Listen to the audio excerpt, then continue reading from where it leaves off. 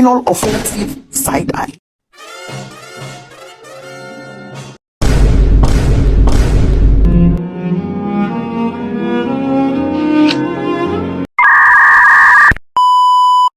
A few moments later.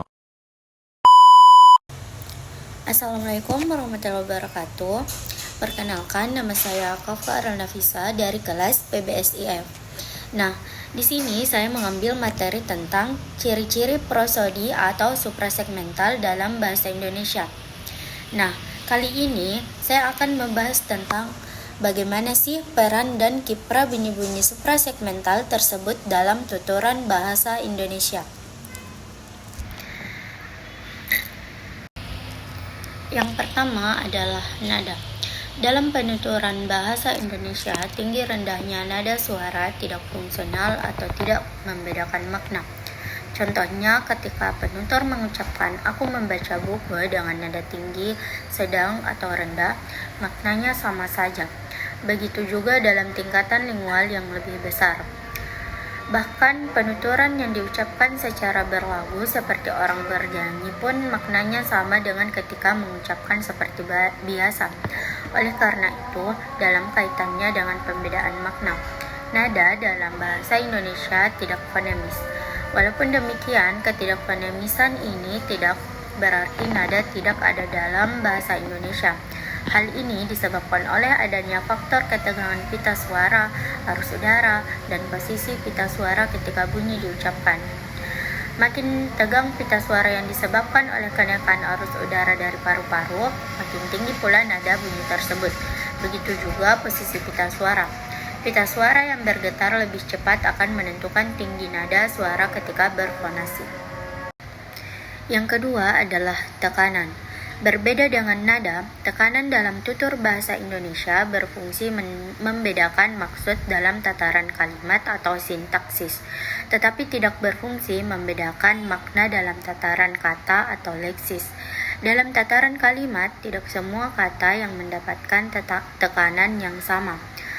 Hanya kata-kata yang dipentingkan atau yang dianggap penting saja yang mendapatkan tekanan atau aksen. Oleh karena itu, pendengaran atau pendengar kedua harus mengetahui maksud di balik makna tuturan yang didengarnya. Yang ketiga adalah durasi.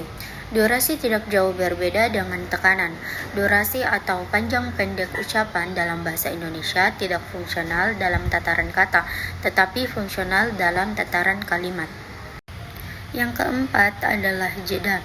Jeda atau kesenyapan terjadi di antara dua bentuk linguistik, baik antar kalimat, antar frase, antar kata, antar morfem, antar silaba, maupun antar fonem.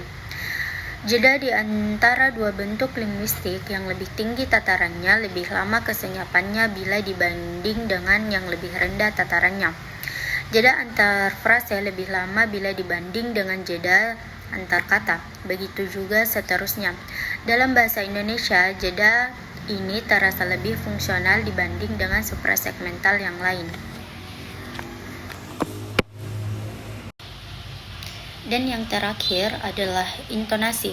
Berbeda dengan nada, intonasi dalam bahasa Indonesia sangat berperan dalam pembedaan maksud kalimat.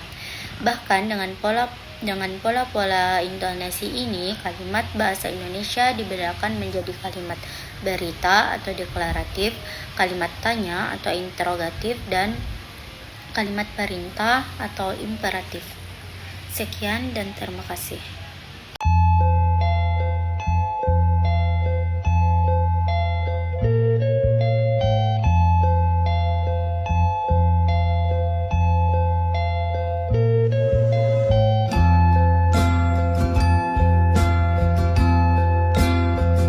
Karena manusia itu tempatnya salah dan lupa. Wajarlah manusia, bukan nabi boy.